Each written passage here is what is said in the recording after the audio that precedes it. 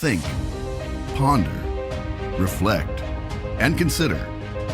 This is Mull It Over with Dr. Richard Mull and Andrew Mull. Experience the life-changing power of God. Hello and welcome to the Mull It Over podcast. I almost called it the God Speaks podcast. It's been a long time since I've done the intro or since I've even been on the podcast. So I'm glad to be back at the Mull It Over podcast. We've been very kind of hit and miss with podcasts over the last year. I think we've only had like maybe 6 or 7 episodes. Yeah. We got some lined up. We got some cool ones lined up. And because there were a couple years in a row there where we were doing like almost every week, sometimes 2 in a week. Sometimes 2 in a week. Yeah. We released a lot. And we will, probably by the time this goes live, have 10,000 all-time podcast downloads. And that's just on like podcast downloads. If you include like YouTube and Facebook views, I know we're probably over 250,000. And we're back on YouTube. We got oh my goodness, that's crazy. 3 strikes and 1 podcast. 1 podcast. We got 3 strikes. We got kicked off YouTube. Lost all of our Forever viewers. And ever. All no videos appeals. Disappeared. We couldn't access our videos. We couldn't download our old live streams. Anything. All of that was gone for forever. You reach out to YouTube. First off, there's no real like way to even reach out. Nobody has ever gotten their stuff back. Like YouTube had never restored YouTube accounts. And then they announced, like at the end of 2025, I think, they were like, hey, we're going to, anyone who got banned during COVID for misinformation, we're going to let them come back in. And we tried to find out how to do that, and there was no avenue. And then just one day, I get an apology email. Yep. And then I check, and I'm like, we're back. Mm-hmm. And all the traction was gone. But I don't even think all of our videos were there. I don't know why. Like, it seemed like, I don't know. But when I looked at it, I was like going, oh, I know some of my playlists were gone. Okay. There were things like that. You know, I used to have a workout playlist. It was gone. But some playlists survived it. So I haven't gone back through to figure out that. It seems like some of our view counts were higher than I thought they were higher than I remembered. I gotcha. You know, when I found it. But things like, other than that, I'm like, praise God, thank you, YouTube. Yep. I haven't had too many apologies for people that like slammed me that were even friends, you know, for having the wrong opinion. But YouTube did it. Thank you, YouTube. Yeah, back on. You know, thank the Lord too. You got a personal apology from YouTube. That's crazy. I wonder if we should post that. I can find it. I feel like that's a viral thing or something. That'd be a good thing. That would be pretty cool. Yeah. Humility in YouTube. So anyways, today we are going to talk about the God Speaks Bible, but we want to give a couple of updates before we get to the God Speaks Bible. Mostly want to talk about Freedom Park. You want to go ahead and share a little about that? Yeah, well, it's been crazy. Like, just driving up to the ministry center lately, day by day, and watching the transformation of the land back there. Because, honestly, it was an ugly piece of land. You know, except when you see it through God's eyes, you see the beauty. And the same is true of people. Sometimes they come in, you hear the story sometimes before you meet it. It's interesting because sometimes you hear the story and the person who walks through the door has it all put together. But we were going, wow, that's amazing to see that with knowing what someone's been through. Other times, you don't know much. Someone walks through the door and they're like, they've been through it, you know, and it shows. But then you watch God transform them. And in the property, it's been that way. It was like, I could see it a long time ago. I do remember the first time I sent some guys back there to go, we have to have extra land to do what God wants us to do here. We have to. Like it wasn't just like expansionism. We were 4 parking spaces short of being able to put the septic we need and parking that we need. And that stopped us years ago. And we were just in limbo until God provided the land. And that problem has gone away. We're moving forward with that. But I remember one of those guys said, he was like, I can clear the whole land by myself in 2 days. I think is that. No, he said like in a week. In a week, something like that. No, he ambitious, was Superman, ambitious. But to say the least. Now he was talking with heavy equipment. We only had one day with heavy equipment, and that was ridiculous what that equipment got done. But we've had lighter, heavy equipment, you know, just clearing the land, and so we're going to show you some clips of that, give you that update in the podcast. But it's more like a blank. Almost a blank canvas now. We got a bunch of tires. Anybody want a tire? Let us know. We got some tires. Yes. If anybody wants an old tire for a tire swing or. Ooh, We talked about tire swing giveaway. Buy a God Speaks Bible, get a tire swing. Yes, we have that would be Oh like, my exciting, goodness. yes. It's hard. It actually costs like $350 a tire. Now we could carry them down. As a homeowner, I could probably fill the back of my pickup truck. And we could have a few friends come and get a pickup load truck full and take them down there. But Buy one tire, get 600 for free. yeah, it's just, I think it would be a couple of grand to clear all the tires, and there's things like that. So it's happening. The cement actually, I didn't know, is almost like a recycling thing. So it's been piled, and so you don't pay someone to get it, and they don't pay you for it, but it is a wash. Like people come and just pick up all the slabs. Didn't know that, but it already happened before, and so that I don't know where you turn that stuff in. I guess it's ground up and used somewhere, but it is kind of a wash, so that's pretty cool. We've had all the scrappers. Scrappers have loved this project. They show up and they're like giddy over stuff, and it's just It's been an exciting time. But either way, Freedom Park is happening. The land's going to be cleared, we and got people moving in. we've got people moving in, and We got huge 4 RVs back there. One of them is not ours, and so we've had a couple living in it that had to move because of health reasons that have been integrally involved in the ministry. So we've had other people talk about possibly moving on site and helping, but yeah, it is happening.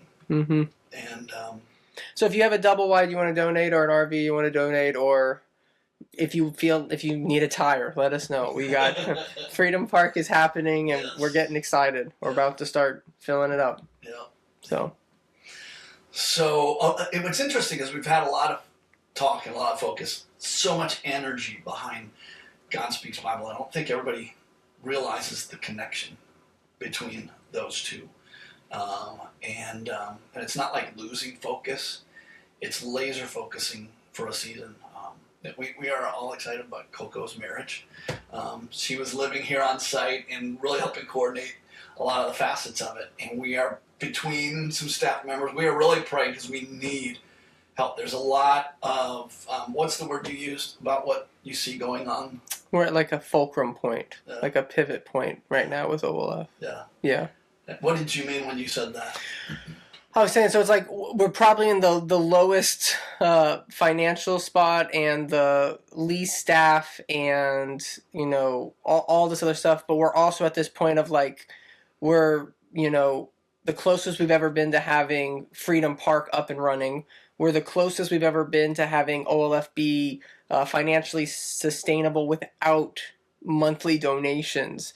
And so that's one of those things where I'm like, all of the things that we've always been building and talking about for a long time, I really feel like we're maybe 6 months away from being at a point where the God Speaks Bible funds Freedom Park, and people who come for ministry, like for Freedom Park isn't just a place to sleep at night away from abuse. Our whole vision for Freedom Park is that they are able to hear God's voice, that they're able to walk in freedom and receive the healing that God has for them that only can come from them encountering the loving, living Jesus Christ that comes from His Word and from hearing His voice. And so for us, the God Speaks Bible is Freedom Park. Yeah. It is, what they need.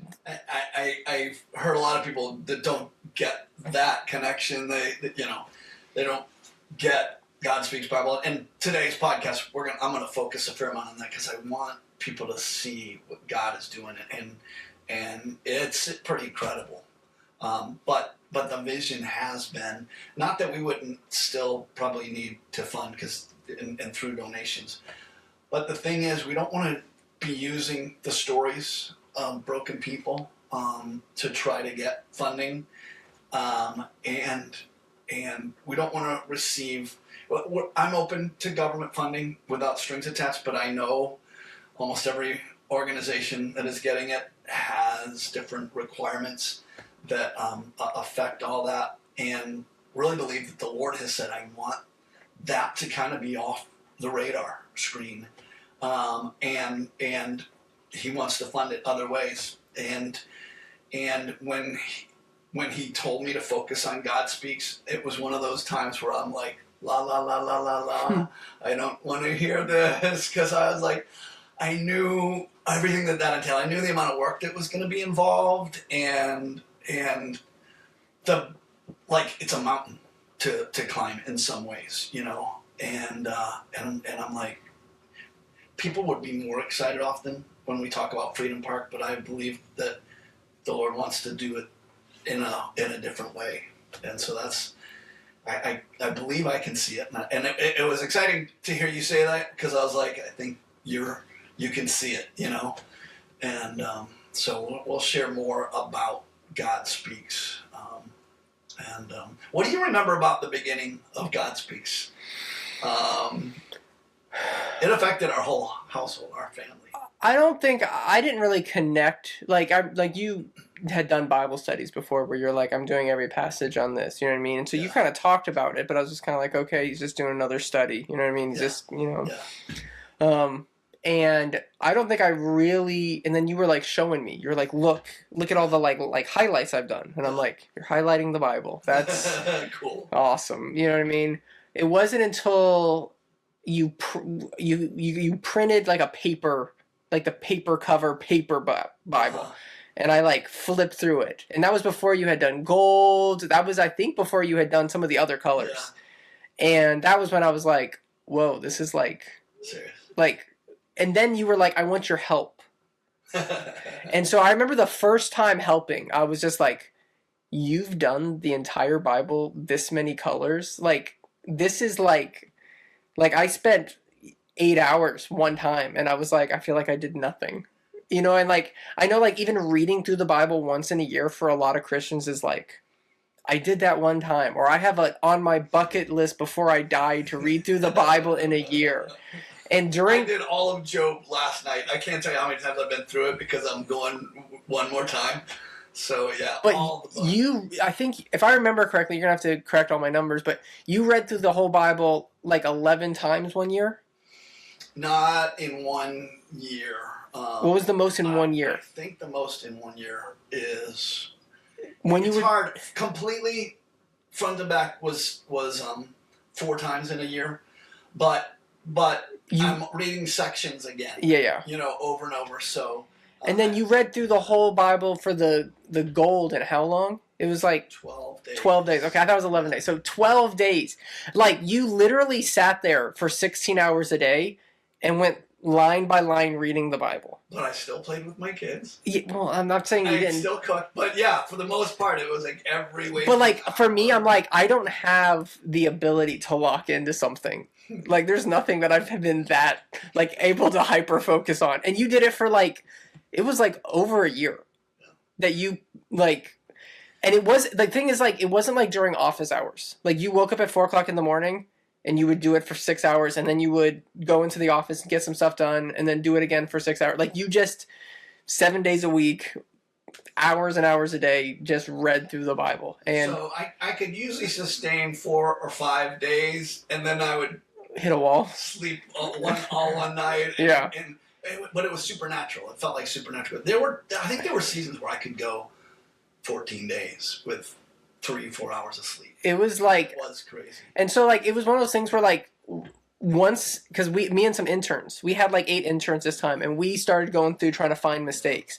And I remember like the 8 of us over the course of a week would get through like what less than you would get through in a week, and with less detail. Like, you literally had the ability to just lock in and focus. And so it's one of the things that like, I would say like, of everything you've ever done, this would be the thing that like I would tell my grandkids. Of like, my dad was obsessed with the Bible and obsessed with God speaking, and he made something that I think is like one of the things I'm like proud of, and I think is like the coolest things. Wow. And so we didn't plan this, but I'll pay you later. We got the lunch. Taco Bell. I'm a cheap. Thank you. No, but it's incredible, and I think anyone who's like, oh, cool, he highlighted the Bible. It's like, no, I want you to understand the Bible, any one book of the Bible, a tenth as good as you. Like, anytime we do any kind of Bible trivia, it's extremely annoying because, like, you know anybody's names of anything and where they were. Like you just know the Word of God. My brain doesn't hold as much as it used to. It still holds a lot. I'm not getting old. So, yeah. I thought there was one year where you went through the Bible like 8 times. Maybe that's what you said. Like you went through it. You didn't I have been read. through the Bible at one point 8 times, but I don't. Maybe didn't read every word, but it was something like that. Over a 4-year period, I would say it's easily 8 times. Yeah, and 4 of them at least in 1 year. So yeah. And so I remember just like as interns, we would all go over the same books to find mistakes, and there were things that we like. It was hard to find. I mean, like there was like. Now one day, I will tell you, one day, Genesis 1, like you came with stuff that I'm like, oh, well, that was the thing. I remember one time you were like, I want you to be like super locked in. I was like, well, you can make everything a miracle. Like it's so it was hard. Stuff like because I remember it was like it says very clearly that I put the stars in place to reveal this. And I'm like, how did I miss that? Now, part of that's because when I started in Genesis, I didn't know what I was doing. Yeah. I didn't, and so I often find most of the mistakes near the beginning because as I go through, the level of perception intensifies. Yeah. So I catch things as I go through that when I start back. Also, everything has almost a level of subjectiveness, certain of it.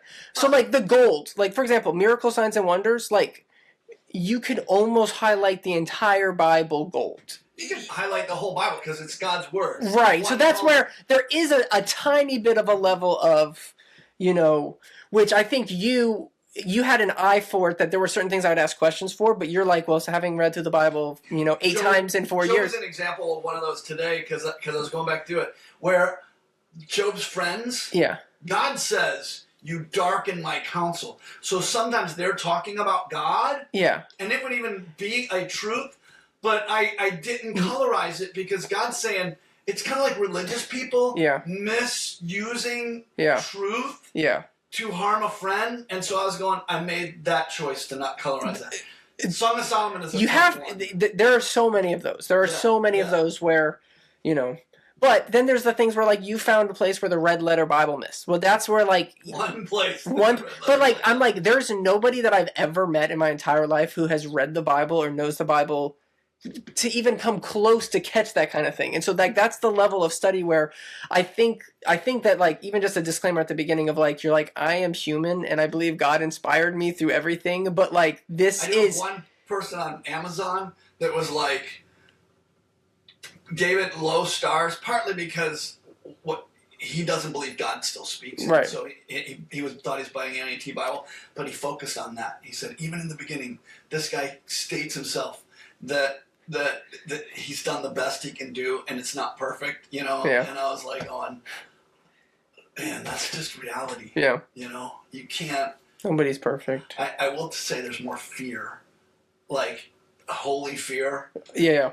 Like before we go to print again, and we did this last time, we run it through a digital test. Yeah. To go. Because you could fall asleep. Yeah. And the first time you accidentally deleted like a book of the Bible, I think, or something like that. I had Z's in the middle of the Bible before I'd fall asleep on the keyboard and have to delete, go back and look at the passage. I remember when we were working on the Bible. I think that's when I first showed you the Sinner's Bible.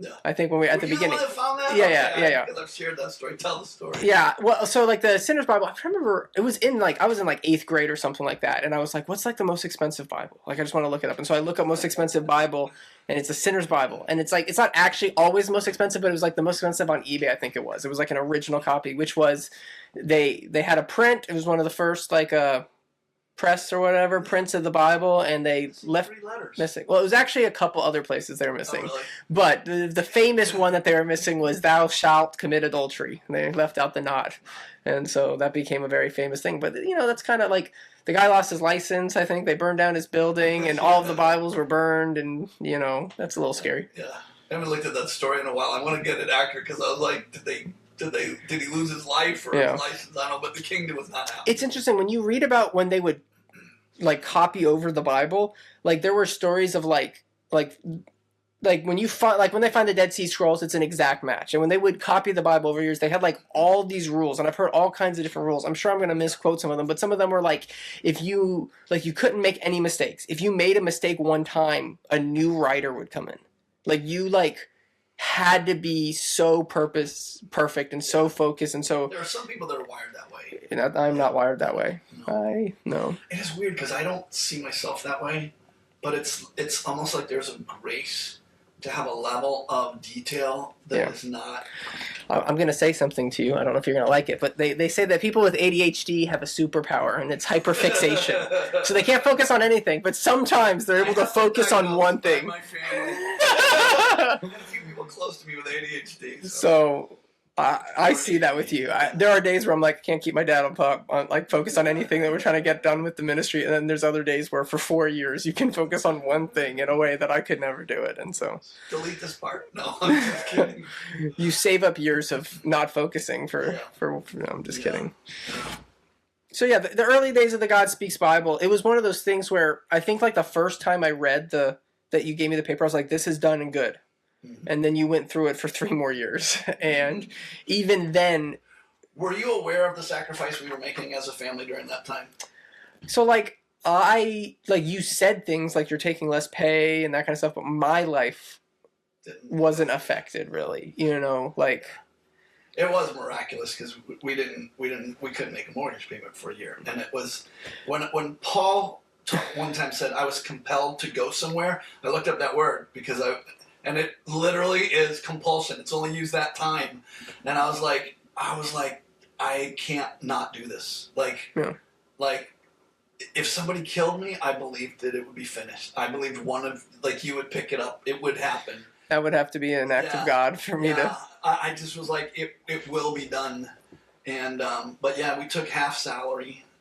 Couldn't make a mortgage payment. And that's a whole amazing story. Just the short of it is they took $40,000 off our principal at the end of that year, and from like 6% to 4% interest rate, and forgave you guys for not paying it. Yeah, and we didn't have to pay for that whole year. When I added all that up, the interest, it was over $100,000. The $40,000, the not making a payment for a year was like over $40,000. Like, thank you, God.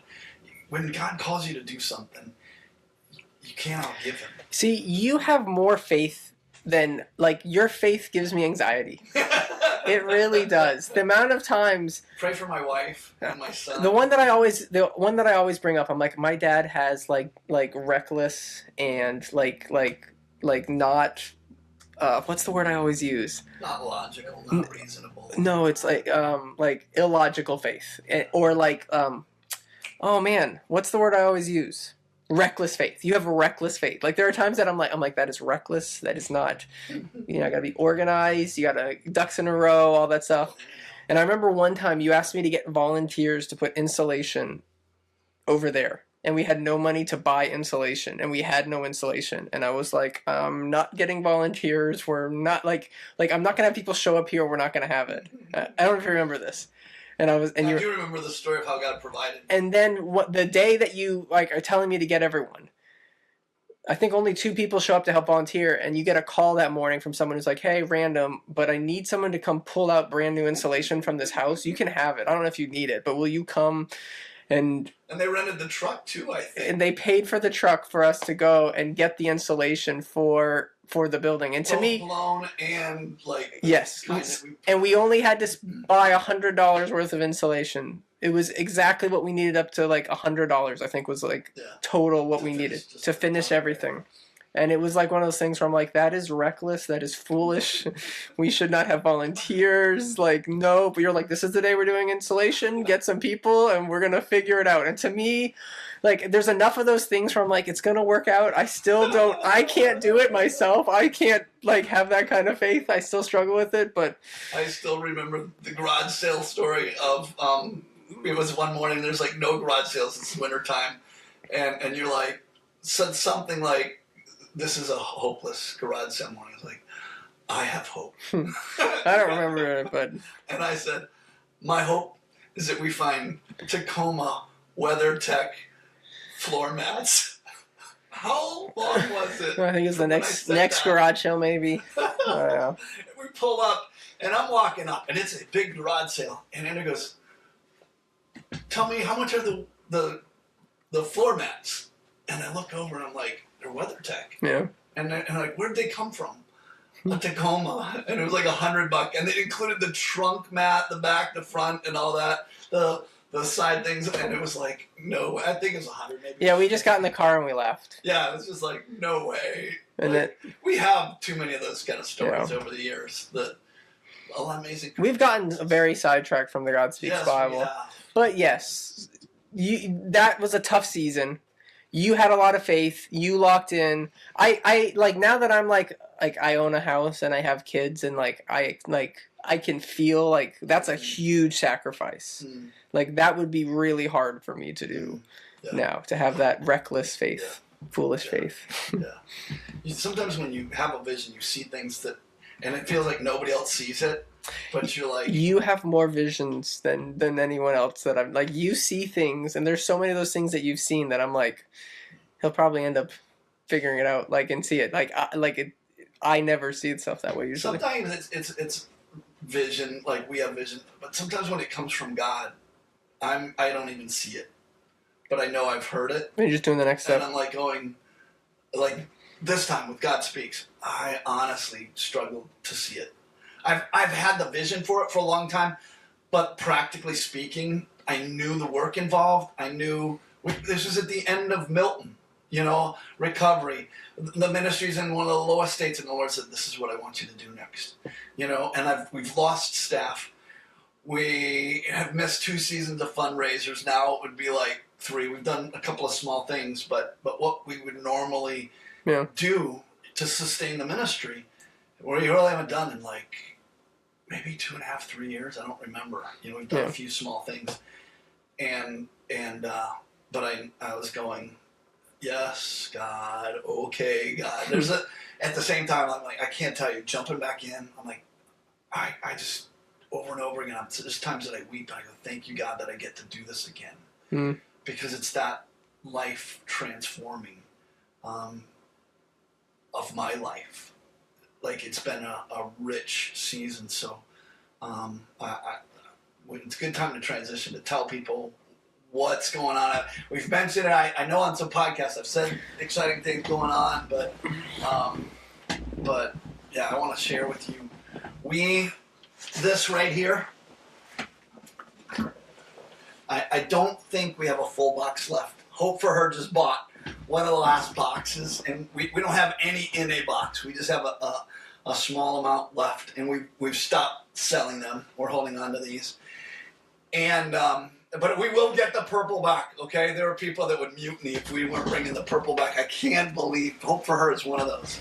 I'll tell you a little bit about that. But I have felt like the Lord said it's time to reprint. And I'm like, it's so expensive to print, and God, we don't have the money. There's sometimes I argue with God. Moses argued with God. There's some great people argued with God. That would be an interesting thing to add. How many people argued with God? Questioned God when He said stuff. And so I gave God my reasons why it wasn't going to work, and he didn't accept any of those. But I knew the amount of work that was involved, because some of it is they changed the NET, so we 100% had to go back through unless we printed in an old version of the NET. But the Lord had showed me things over the years, so I've been keeping track of things that I missed, and I felt like the Lord said, I want you to go back through the entire Bible, and I've been through it twice again since we recovered from Milton, and sections of it more than that. Sections of it, I don't know how many times. Some of it's skimming, because there's certain things that I'm finding that happen with the change that it's hard to explain, just trust me. It is skimming, but I catch a lot of things that happen when the change happened, where verses that would be the whole verse colorized, because they changed the word.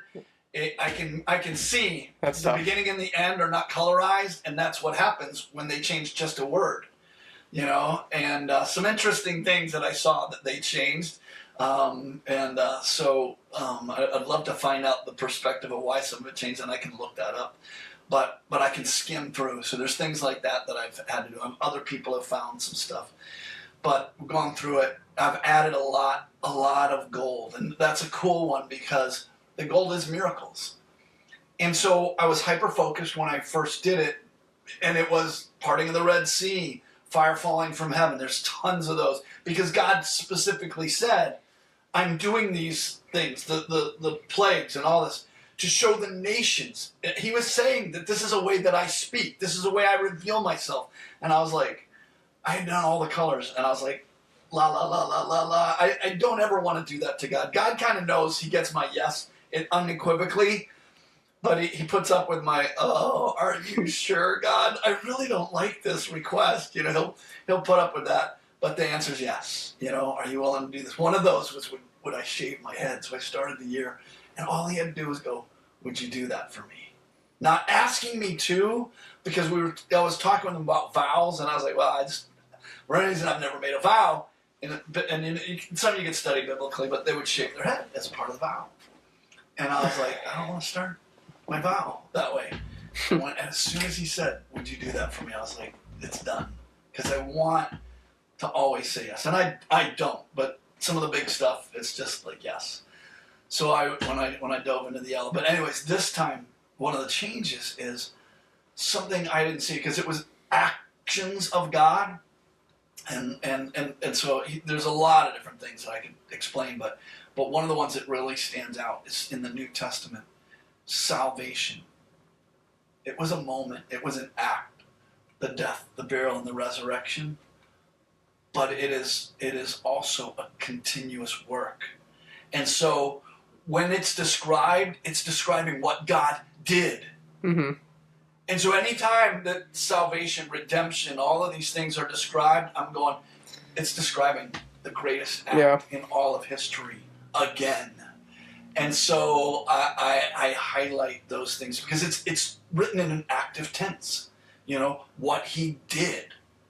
And there was an action, but for whatever reason, it's so yes, salvation is a miracle, an act of God, but it's not just here. It's not just theology. It was a death, a burial, a resurrection.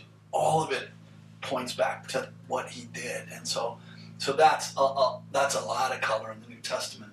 I did find things, you know, there are things to wrestle with, like Adam and Eve. You know, when Eve quotes God, she misquotes him. She adds a few words, so you don't colorize that. When Satan quoted God, it was a complete misquote. You know? So I'm like, if Satan quotes God, do you highlight it in purple? You know? And stuff like that all the way through. But there's new color. It's an updated version. There are people that are wanting other versions. And I'm like, yes, Lord, if the funding comes in for another version. And we have an app now that automatically colorizes different versions. Not completely, so there's still a human component. The next one I'm going to do is King James. I've got so many people wanting King James, so at least in the app, that will be colorized, and that'll be one of the projects as soon as we go to print. Yeah, as soon as how long until the app's like fully ready? The app is ready, and we can put a link to that. It is launched.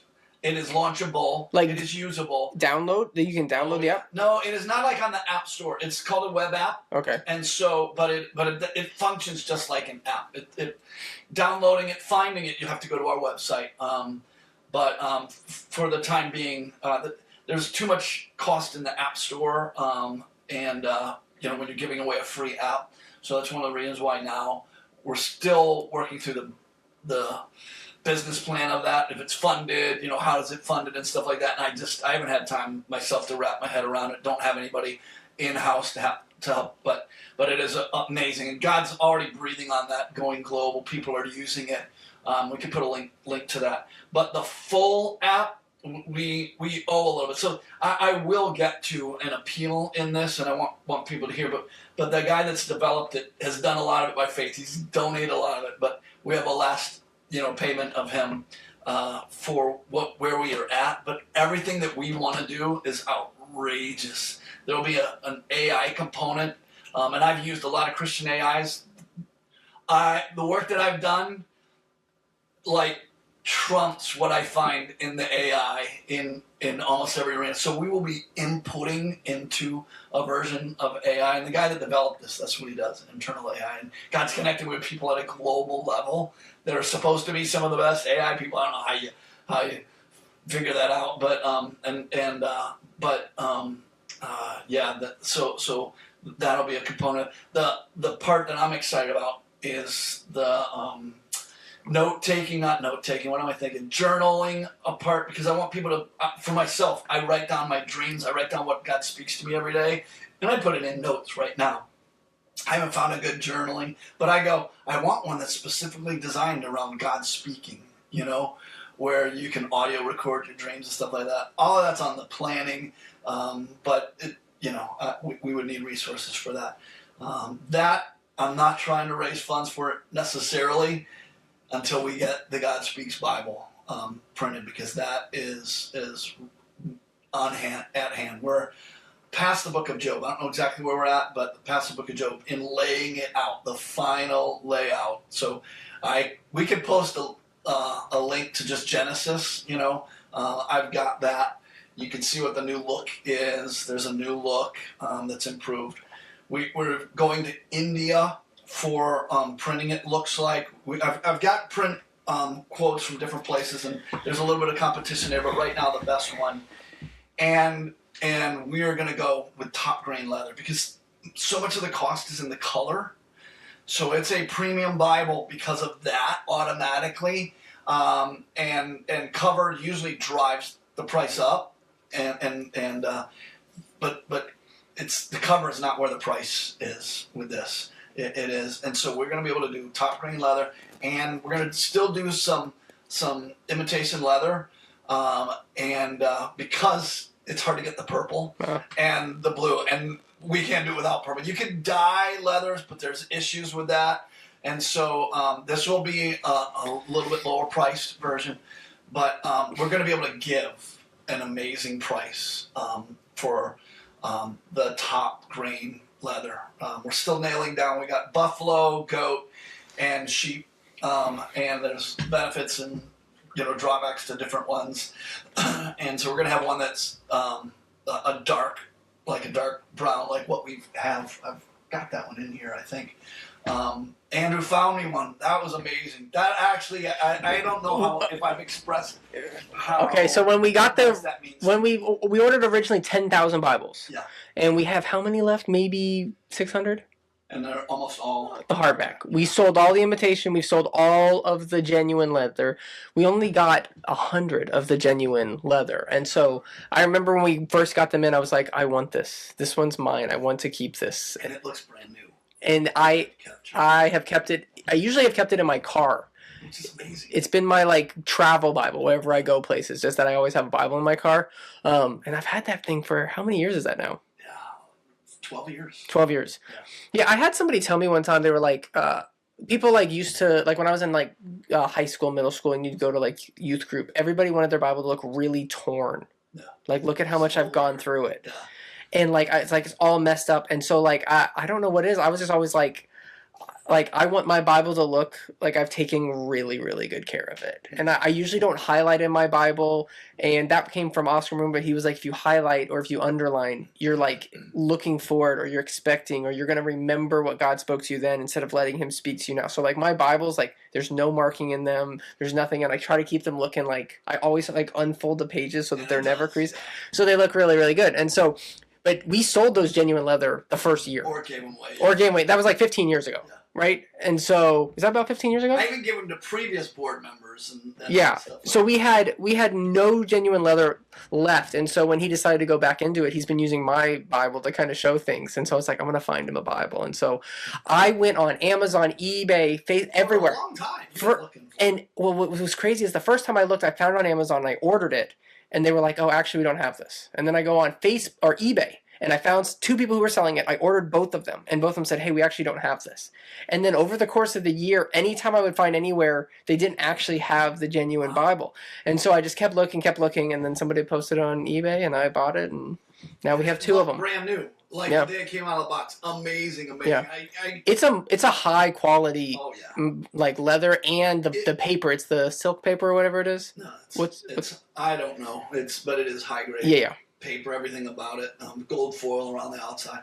So we are doing that type of Yeah. thing for this one, because I believe it's a legacy Bible. It's not like if you have a bunch of Bibles, you don't have a God Speaks. It's not. Yeah. It's not even the version. A lot of people want to know what version it is, and I want to release this in different versions, and I believe at some point we will be able to do that. But it is, you can hold it next to any version and get the benefit of it. Yeah. Because it's the highlighting that stands out. It is every time God was speaking. What about doing a parallel Bible? Yeah. Well, the cool thing is the app does that. Yeah, but yeah. because then if you print, you don't have to translate it to another version. Right. If they want New King James, they can put New King James next to the NET. You only have to highlight the NET. Yeah. Anyways, sorry for distracting you. Continue.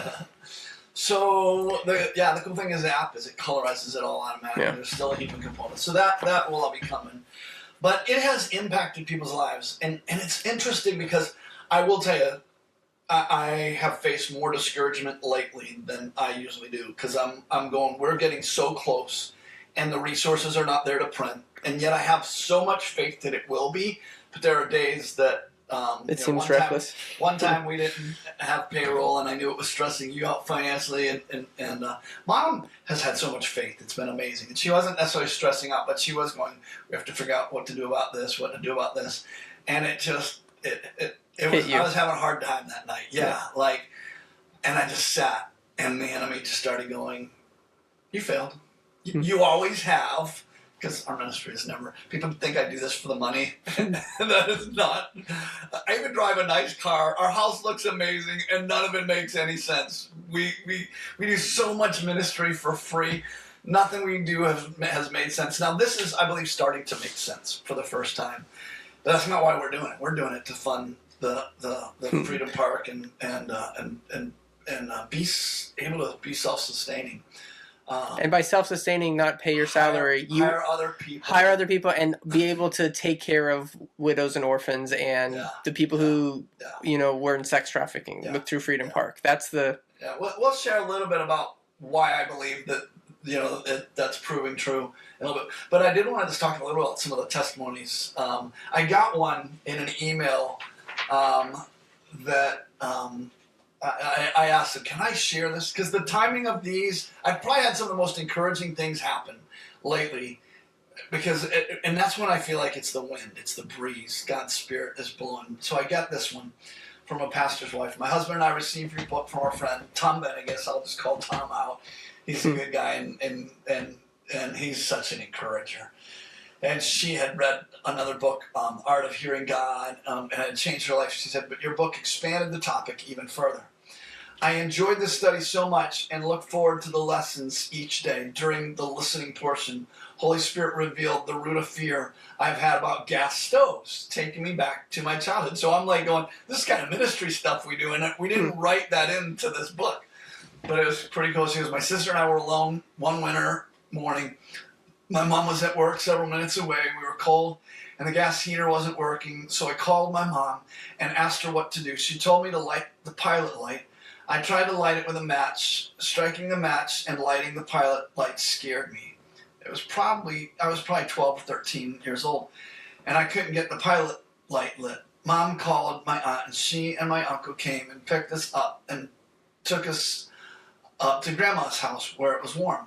Also, and I'm a singer, and during my study, I was amazed how many times God used specific sections of song lyrics to point out something to me. I often wake up with a song looping in my mind. Also, I'm a writer and discovered that I don't want to write my thoughts if I believe it's erroneous, something that I feel God would not agree with or be pleased with. You instructed us to write down everything and take it up with the Lord later, LOL. I did that and realized it's okay to be vulnerable enough to write down how I feel.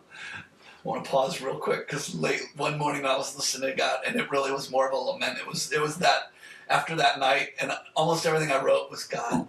I'm so sorry.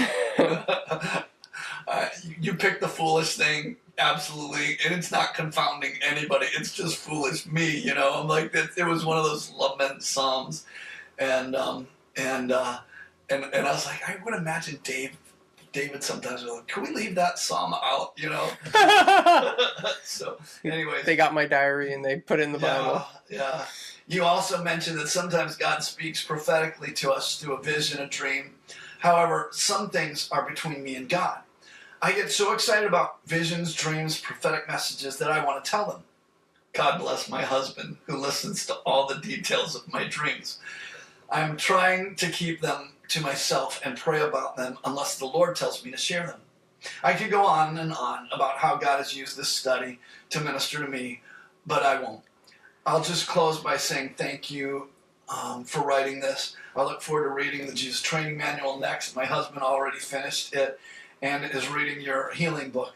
We pastor a church in Sebastian, and our church family will benefit from these resources to teach and share the truth about we found in them. We would love to meet you and hear you speak in person. Tom Benegas has been a friend and a mentor, a door opener to us. He is a man of highest integrity, and when he recommends someone, we listen. Love you, Tom Benegas. And this was Michelle Foster and her husband, Grant, executive pastors at Riverside Church. And I asked for permission, and they gave me permission. We're going to have dinner with them pretty soon, and we'll go down and do a conference down at their church sometime. We'll be talking about that. But we had friends over one day, and they were like, Richard, we meet with couples and families all over the place, and I cannot tell you how often one of your Bibles is sitting there. And I was just like, you know, there's sometimes things like that. So the one that I lost, and I'm at another ministry, and I'm bawling my eyes out as I go to Hope for Her. They're buying the last box of books, and this was the morning after, can't make payroll. And I remember we had stashed some cash away. We'd sold some things around the property, and we had it here, you know, for whatever, you know, purpose. I was like, I'm going to go take that, deposit that. That'll help us make payroll. I want to make sure everybody gets paid. And then I was like, oh, they wanted a box of books, of Bibles. And I'm like, I'm going to give them, you know, 50% off wholesale rate. I would just give them to them.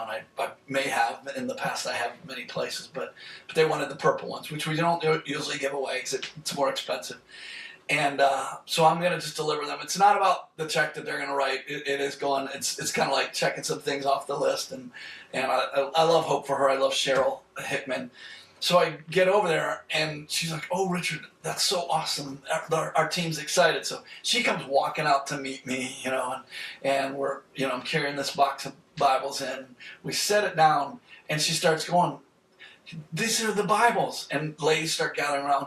They're staff, adult women, and it felt like a junior high group of girls. Like, you know what I mean? Like that should paint a picture. They're giddy, excited. I was like, man, I wish there was a camera here right now, because they're like, she showed us hers, and we've been using this in our devotionals, and we've been giving these away, and I could not wait to get mine. And I am just like, and they're talking about how they've been using it in their devotionals and how they give these away, they minister to women. And she goes, I want you to give me an invoice for the first 100 of the brand new God Speaks Bible.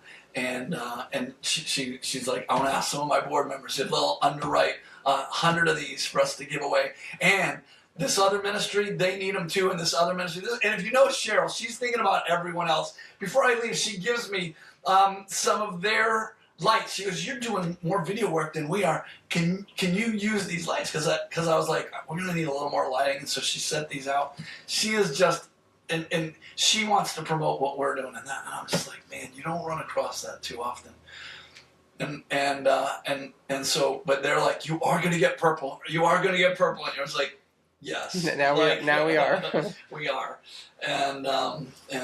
So, but those testimonies, then I was, Paul Pickering, a good friend of mine, and was with him, and he always, he gave one away last year to Governor DeSantis and his wife, and he's given them away to pastors. And this time he's like, I want 200 to give away to pastors and leaders and the people that I connect with. And they don't have the money for that, but I'm going to believe with them for that 200, that someone's going to underwrite 200 for them. Esther Schools, met with her, and you know Esther, she's on our board. You can't have anybody on your team more excited and positive, and she is just fired up about God Speaks, and so she wants 500 for Esther Schools. She wants them for all of her leaders, for board members. She wants them for students, and they have like 600 students. She goes, it's 1,000 people, but I'm just gonna ask for 500, and so you know, and so that actually was kind of, the Lord had already been laying it on my heart to pre-sell quantities, to ask businesses to consider purchasing for their employees. And here we are, without even trying. We got 3 ministries going. I want 100. I want 200. I want 500. And then yesterday, I get a call, and we got the people in India want 1,000, and they want me to fly over. So as soon as the Bibles are printed, they want me there, hot off the press, doing pastors' conferences, and they want 1,000 Bibles in India. English Bibles are like, English is everybody's, if it's not their second language, it's their first language. And we want Hindi, we want all these other languages too, but the biggest language that most people buy English Bibles over there. And I'm like, the guy in Pakistan who's doing all the layout now, he goes, I want to represent this to my nation. Can I take this and represent it to my nation? Huh. And I'm like, Lord, how are we going to do this? And I believe this is part like how God wants to fund it. I believe that there are going to be people that will underwrite. I want to underwrite the Bibles in Pakistan. I want to underwrite the Bibles in India. I want to underwrite the Bibles, you know. And so one of the last ones that just happened, just kind of blowing my mind. Some of the connections I've had. Some guys that are known as the apostles. I can't use their name or the name of their ministry. But they take Bibles into Russia, into North Korea. Most people would never know who these guys are. All the stands. I didn't know there were so many stands. They went through all the stands, Kurdistan, Uzbekistan. That's where they're from. And they were Muslim, and they're now believers, and they are planting churches all over. And a big part of it is the people, God's word is sacred. And when I showed this to them, they're like, oh, we want this, even a portion of this, you know, for our people. Like, you have no idea, because there's so many stories. They were just telling stories of dreams and visions, and that opened up doors, and people saying God's coming and bringing Bibles to us, and that happening. And so that was one of them. But yesterday, so many things happened yesterday. I can't say all of them, because some of them are before they happened, but I had scheduled this call, and with a guy who is kind of an apostle to the whole Middle East. It's got television stations, and you can look up Al Harat. I'll put a link to it. They have TV stations all throughout the Middle East, all throughout Israel. They have a new station going in Israel, and he's like, I want 100 of these in English. He goes, because of our key leaders all speak English. He goes, but all the places we are at, he goes, I want to get you a new version, connect you with 4 different Bible societies in 4 different languages, and get us copies of the Bibles in Arabic, in Hebrew, and the Afghani language. I don't know what that is. The Moroccan language, I don't know what that is, but they have Bible societies, and connect you with them, because we want God Speaks and all those. So he doesn't run those, but when you're the television station, it's all about distribution. That's what publisher's saying. He's like, we will get these to those places and I just need to hook you up. So I'm gonna schedule conference calls and meetings with these places. It is just God's breathing on it. I feel the wind in the sails. I told Don, I was like, I feel the breeze of God blowing so strong, but the boat is still tethered. We don't have the money to pay. We don't have, to print. I'm paying people to do layout right now, and that's part of why funds are tight, which is why I'm taking a half salary. Been paying for the app development, even though our app developer is given so much, we're still paying for that. paying all these different things that are happening on the front end of it, and but God is doing it, and I know like it is Him now, and there's been so many encouraging things, the testimonies and stuff like that. And any testimonies stand out to you, either in your own life or experience that? I would say probably so. Like the book of Acts that you wrote, like I don't normally read books. I don't like to read, and normally when I read a book, like there's very few books that I read that I'm like I want to read that again. Like that was like really really good, and that's like of all books, not like people I know's books. Like of all books I've ever read, like I really liked Bob Goff's book. I wanted to reread that. You know what I mean? The book of Acts is probably the one that like I can tell every single person ever, you need to read this and not feel like I'm like pushing or selling something. I'm like, I'm giving you something. Like you don't understand. Like people who hear God every day at the end of it are like, I can't believe how much more I hear God and how much clearer I hear God. Or people who've only ever heard God in certain ways are like, now I'm having dreams, visions, and, all these different kinds of stuff. And so, yeah, I mean... One dear friend that I've wanted to have on camera, and she was like, I don't want to be on camera for this. But she was sitting in that seat telling me, like, just going on. I was like, man, I wish I could have a camera running right now. And I was like, it was so encouraging, so life-giving, and I've heard that from different people.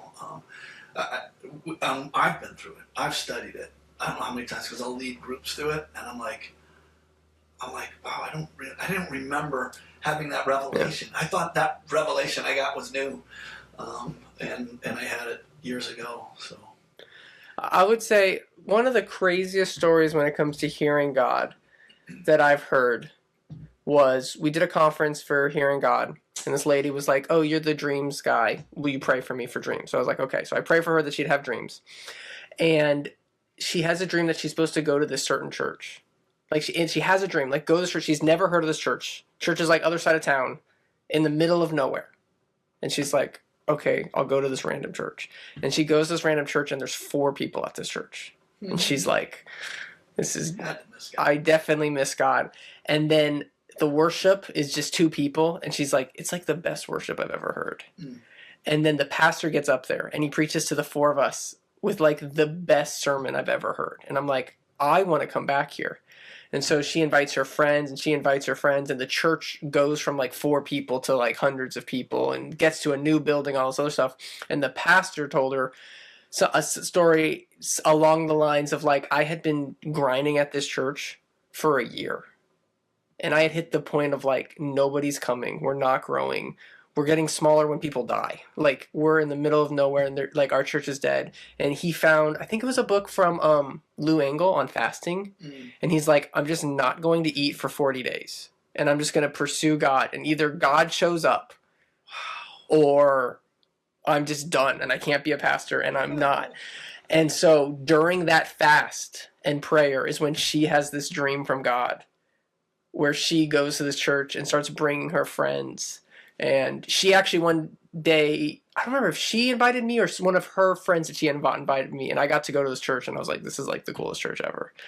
And I gotta say that I don't remember that. You probably told it to me. I don't think I've ever told you that. I don't tell this story to most people. Oh my goodness, that's amazing. So I definitely wanted to say, because you're also the editor of the podcast, I definitely want that to be short. Okay. That is incredible. Yeah. Wow. Yeah. We could probably do a whole podcast with testimonies of that story. I got to know the pastor, so I got to hear both sides. So it was one of those things where it's like, I don't know if either of them know that. Wow. But that was one of those things where I was like, God is amazing. And, yeah.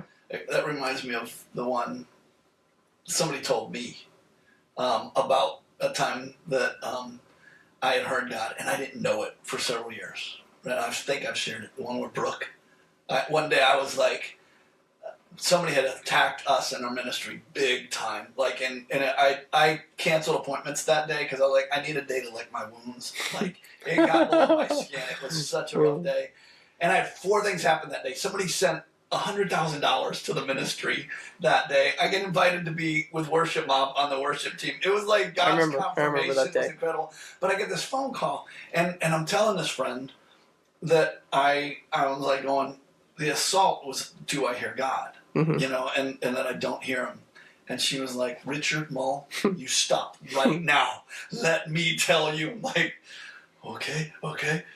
And she was like, she came out of a cult background, was high up in witchcraft, and she was like, in that world, you learn not to trust anybody. And I had made a hard choice to trust God. From never trusting anybody, but it was a choice. It was like, I don't trust you, but I'm going to trust you. And so she was like, I was trusting God, and the whole story of how she ended up here is supernatural. Like, she Googled her symptoms, and ours was the #1 thing that popped up. That's SEO has never been a strong point here. It's impossible, but it happened. So she reaches out to us and ends up coming here for ministry, coming out of high level occult witchcraft. And she goes, can I trust these people? I'm coming here.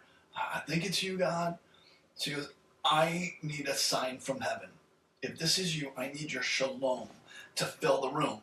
You know, what does that look like? Like, what kind of request is that? But it's what she asked for. So we come in, she sits across from me, and we do the brief introduction, and I know this is going to be an interesting ministry session because I know a little bit about her.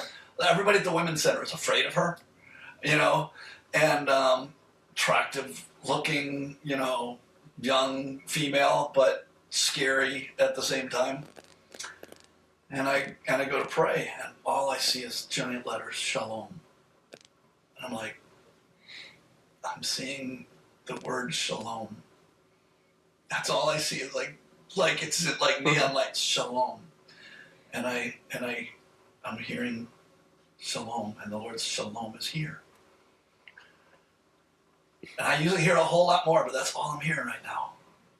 And I don't know what else I heard. And I would have forgotten it. Yeah. Like when she told it to me, you know how sometimes you're like, oh, I remember that. And she was like, I was like, okay, I trust them. And I was like, I'm in tears, you know, I'm in the backyard working on my patio. Like, I was crying already because I was like licking my wounds. Now I'm crying for other reasons. And, but yeah, so, oh man, what was I going to share? There's something I really felt led to share, and I don't remember what it was. We are at the point now of needing money to go to print. Here's what it was. Why do we believe that this can work? Nothing we've ever done has worked financially. Well, we hired a marketing company, and because I believe the Lord told me to. I believe that He said, I want you to become good at this. And I was like, I am. Social media and me are not always best friends, you know, and some people think I like it. I get, you know, some reactions sometimes can be provocative. I did something recently that got a lot of negative feedback and positive feedback. Boy. And people misunderstand it, but I'm kind of I want to make people think. I want to make people process stuff. You know, I came out of an evangelical background, and I believe that I could stand my ground in an evangelical world biblically. I know what that looks like, and so like not afraid. You know, somebody today posted, I want to see any of these people from Bethel that if they talk about believing God raises the dead. I just saw it in my feed, and I was like, I'm going to chime in on this one. You know, they listed all these names. They're like, show me one of them that can show someone that raised from the dead. I was like, my own son was dead. It wasn't near death. He was dead. Flatline. He's on machines. Beep. Like nothing. And God raised him from the dead. You know, I've seen one other person personally pray for their came back from the dead. But then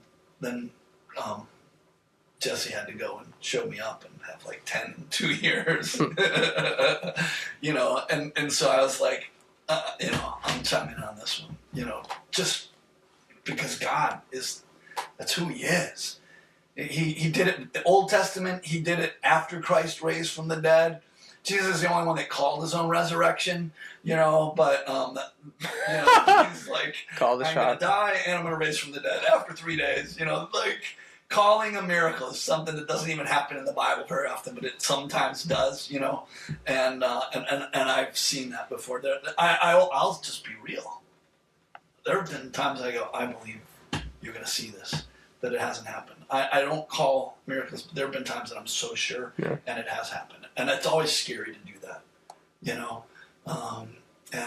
but I'm leery of doing that. But I've experienced.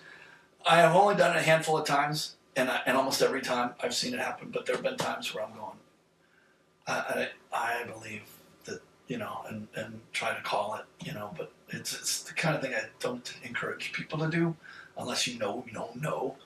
But Jesus did it with his own death and resurrection, But we're at that place. So we started marketing. That's what I was going to say. And we were marketing the hardback Bible. And we've never been able to sell hardback Bibles. We give more away. They're on our table, and it's we listed them at $25, which is like not even a break even. Yeah. But it's like, because they're just boxes of them. I tried to give them away here in town, and I was like, I only require one thing. I will give them to a whole pastors network. I only require 2 minutes because I don't want them just to stick it on a shelf. Mm-hmm. All I asked is for 2 minutes to explain it, and it was like, no. And I'm like, I can't even give these things away. So but it was a test. God, if you're in this and you're telling me to do this, I want to see. And within our own network, we tried, and we were at about almost a break-even point, learning the ropes. But which doesn't mean it's really profitable. It doesn't mean it's sustainable, because we'd have ebbs and flows, meta changes stuff.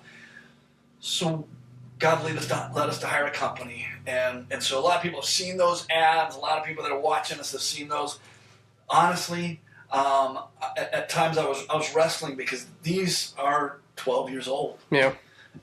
But I'm going, because I want to be able to tell our board members, our supporters, this works.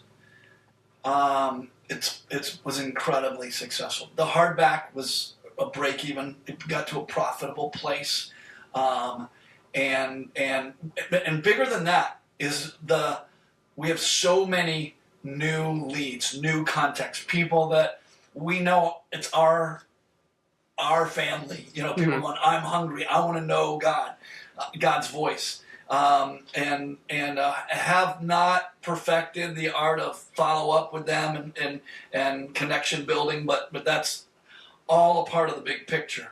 And all of that's scalable. So in a year, we would have 2,000 new connections at the rate we've been doing, which was a conservative rate, just to prove a point. When we get the new Bibles in, and even before, with the app, that could be so scalable. It would explode, because we give that away, and people just have to, give us their contact information. If you are hungry, free courses. There's so many things to expand upon this. But as soon as we released, specifically mostly the purple Bible, but people have been asking, let us know when the genuine leather Bible comes out. They see me talk about it. Mm-hmm. They're like, I'm waiting for that to come out. I actually pulled down, because I started to communicate, and it created I'm going to wait. Like, I need to know that this works. So I stopped communicating that. But now's the time, because we're out of these. We can't even sell any more of these. And one of the cool things that we're going to be doing is, for pre-sales, for the larger quantities, this is going to say Hope for Her on it. It's going to say God Speaks Bible, Hope for Her. They will have an edition that they can hand out that brands their ministry.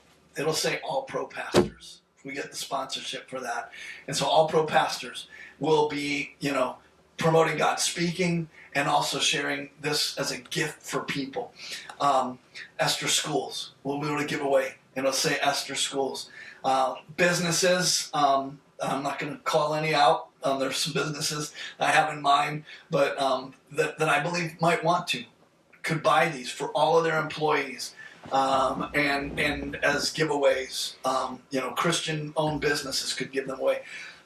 Somebody has already told me there's 2 churches that I advise, and I will be getting a check for them. And as soon as I advise them, I'm going to get a check for them for 100. And we're going to go leather.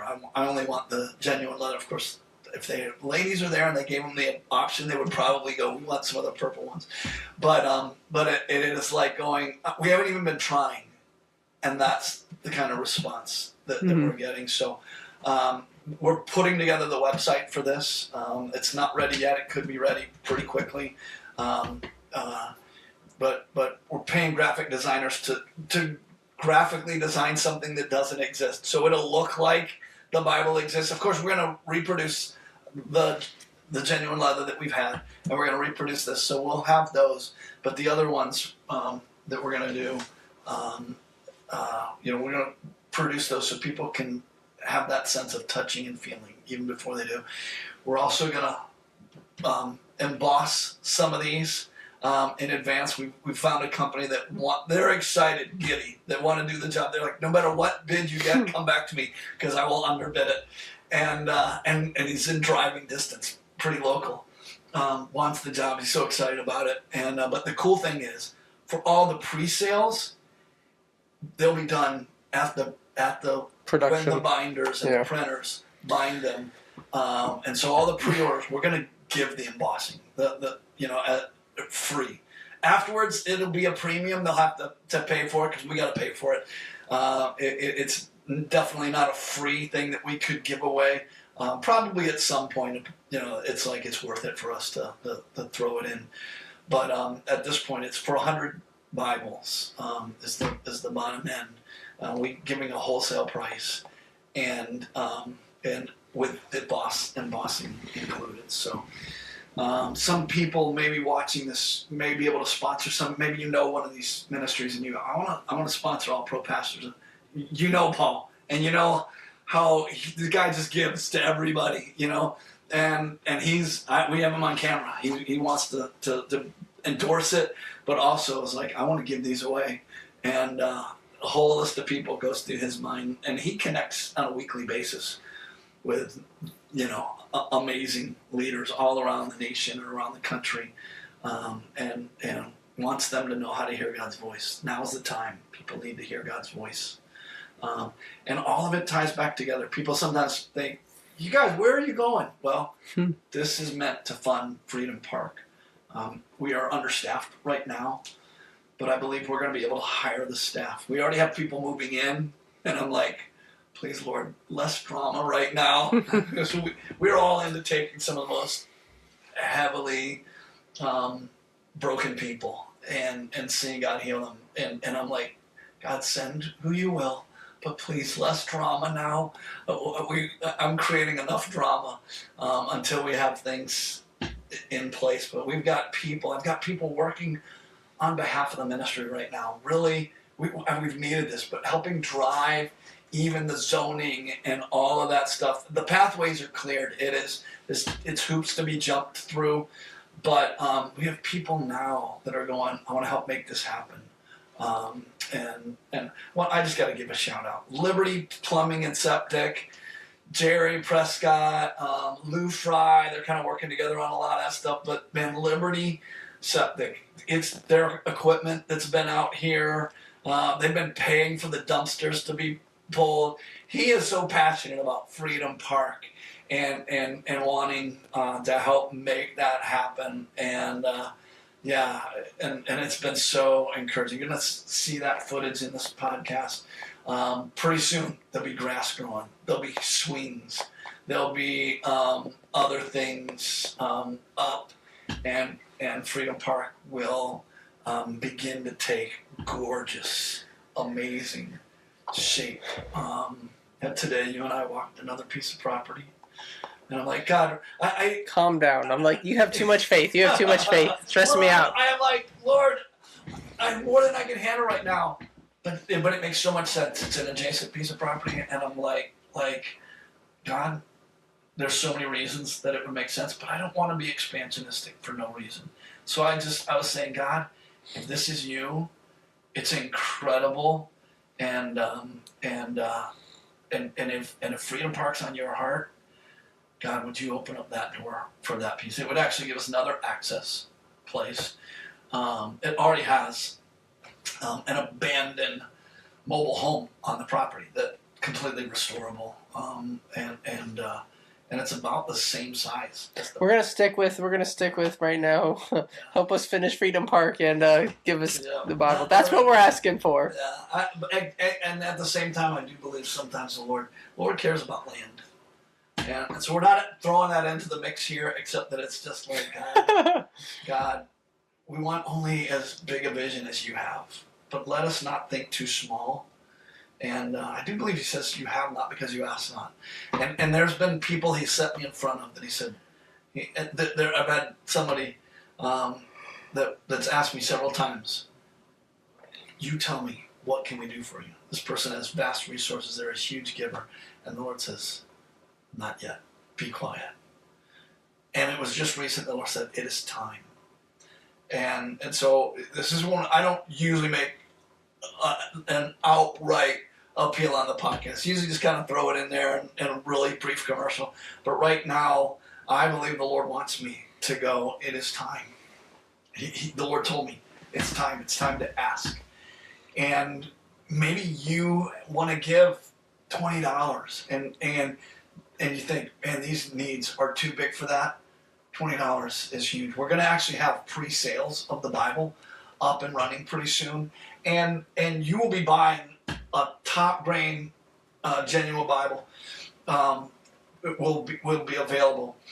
So there would be a way to give. Purchasing our remaining inventory of the hardback would be a way to give. Just donations, underwriting to some degree. Maybe you go, I can't do 100 Bibles for this organization, because we'll show you what those totals are on a website very soon.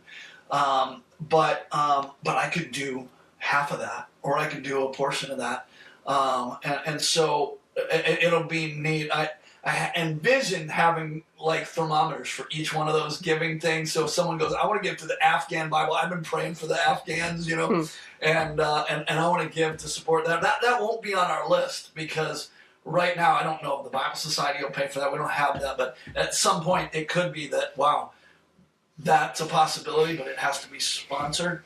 We're going to create a website where that can be done, and don't know exactly what it's going to look like yet. But that'll be there. We do have some that will know the amounts. We'll know the dollar amounts. But ultimately, we need, it'll be probably in the neighborhood of $120,000. That doesn't even include all of our expenses up to that point. So $140,000 is the number that I keep coming back to. That would cover everything we need to get to that point. Does that include Freedom Park? That does not include Freedom Park. What do we need for Freedom Park? That's a great question. We've budgeted for that before, but things have changed. So the land is cleared, and there are things. There's barriers that we overcome. I would like to have like tiny homes, more permanent structures there. What God has been providing for us has been fifth wheels. Sometimes I'm like going, God, I don't want another fifth wheel. But if that's what God provides, we want to go with, because there's a lot of maintenance, ongoing maintenance with those. And it's easier to get approval for something like that. So there's variables. Finishing our building, which we had the resources given to fund finishing that, but we were stuck for 2 years through COVID and everything like that, because we couldn't get the zoning or all that. Now all of those barriers are out of the way. So finishing this building and Freedom Park are two pretty big projects. I do know at one time for less than $250,000 we could finish that. Of course, we've been given a septic system, adequate for that place already. Mm-hmm. That's an expense. There are other things that so I don't have current numbers right now. We do have small figures just we like getting the fence put up around that. I think that was around 8,000. If you had a ballpark for what you think it would take to get Freedom Park done, I think we'd be looking at $250,000. with $250 for and Freedom Park and $140 for the Bible. That If anyone has $390,000, yeah. OperationLifeForce.com/donate. Yeah, doesn't finish that building, but yeah, that would get us. There's a lot of infrastructure that would need to be in place, whether we go with tiny homes or whether we go with RVs, and it may be a mixture of those. Mm-hmm. Some people are saying, rent out lots.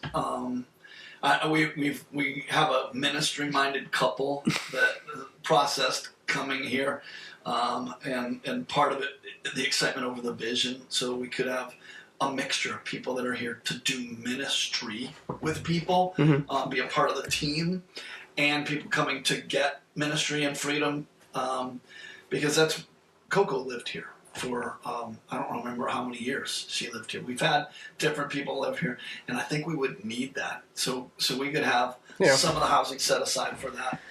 But yeah, I know that would get us the infrastructure we need for at least the basic components. Okay. So, yeah, God speaks. Would you guys pray? I want to pray and believe God. He says, you have not because you ask not. Let's ask God. And I want to ask you, if you're watching this and you've watched to the end and it's inspired you, would you join us in praying these resources? And maybe there's people that you feel prompted to send this to. There are people that I will directly send this to and say, would you watch this? It'll bring you up to date. And maybe you have some people. I never know where God's going to bring the resources from. And it often surprises me. That day, the gift of $100,000 was someone that years and years and years before had said, if we ever sell this piece of property, I'm going to give to you. And when he called that day, all he did was go, can I have your bank routing information? I'm like, I'm so tempted to ask why you want this. And I don't know whether it's appropriate to ask. It probably would have been appropriate, but I'm like, yeah, can you get it to me right now? I'm actually at the bank. So we did all that.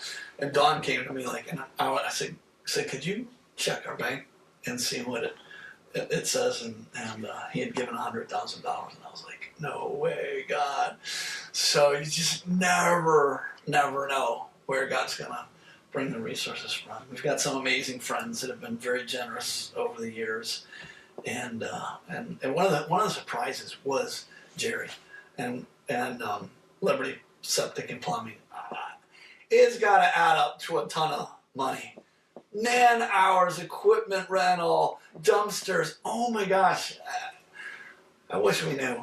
And he hasn't even asked for a tax credit write-off for that. But he caught the vision. And at times I've lost vision. There's just times where you get discouraged and you're like, going, I have failed. When we had to sell Freedom, the other property, it was one of those times. And all of a sudden people give us RVs and people are showing up and we've got more RVs. And I'm like, God, I was like, I gave up. How is this happening? Yeah. So, yeah. Let's pray. Father, we bless you. We praise you. We give you glory. And we've told testimonies, God, but testimonies are not about us. Zero to do with us. God, they do encourage us. The testimonies motivate us. That sometimes we are saying yes to you, and it was right to say yes to you, God, to you. And just want to keep saying yes.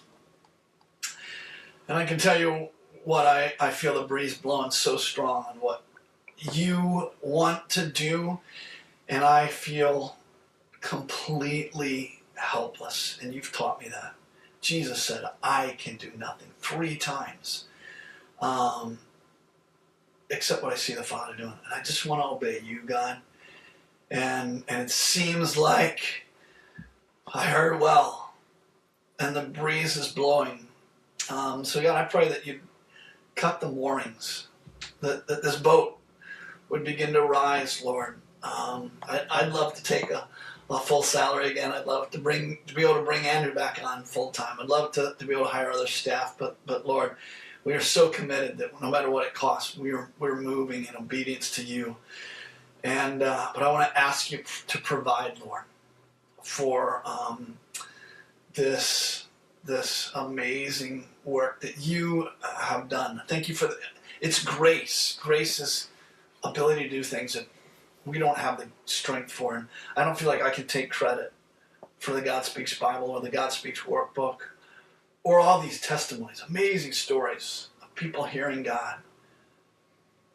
But Lord, we give you the glory and the honor. And I believe you want to be glorified through these kind of stories many, many times over, all around the globe. Thank you that when we get to hear the stories, Lord, it's so life-giving.